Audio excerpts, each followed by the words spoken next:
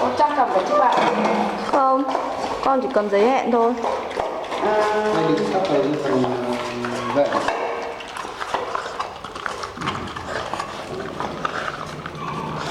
Đóng quay này nhìn cái mặt nó mỗi nhìn xương. Ô, con này móng đen nhỉ? Quay hết rồi. Đen đen, nhang móng đen.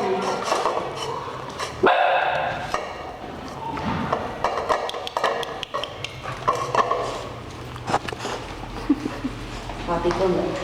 Đấy, còn một cơm hay là bò để nó nấu. Em cứ để ở đây nhá.